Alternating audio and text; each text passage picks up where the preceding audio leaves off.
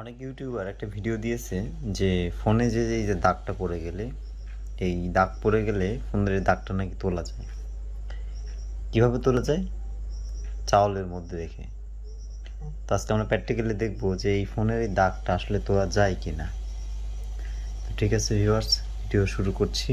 এই দাগটা কিন্তু কম ছিল, আস্তে আস্তে বাড়তেছে, আবার আস্তে আস্তে অনেক সময় কমেও যাচ্ছে, এরকম কিন্তু এই দাগটা। তো ঠিক আছে, এটা আমরা এখন চাউলের মধ্যে রাখবো। তো ফোনটা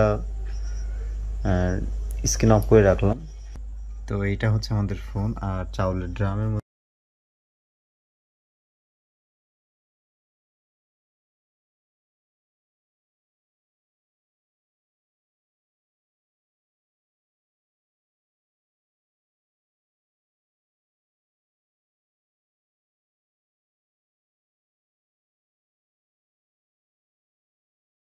তো নিচে ঢুকাই দিলাম একদম চাউলের মধ্যে। দেখা যাক, এটা 12 ঘন্টা পর আমি একটা রেজাল্ট নিব, তারপরে এই ভিডিওটা আমি সেখান থেকে আবার শুট করব।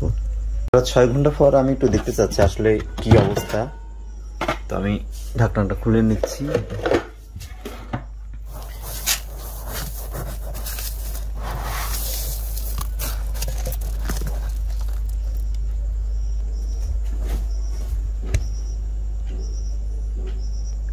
দাগটা ওরকমই আছে।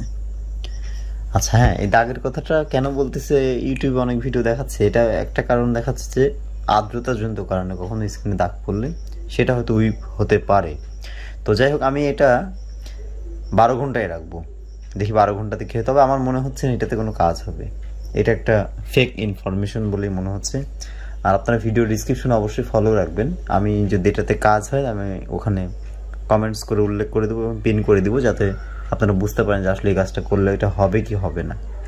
খামাখা একটা মিথ্যা বিভ্রান্তি নিয়ে আমরা সেটা ট্রাই করব, এটা তো একটা সময় ব্যয় হয়, তাই না? তো আমার মনে হচ্ছে এটাতে কাজ হবে না। তো যদি হয় আমি এটা অবশ্যই ভিডিওতে লিখে দিব।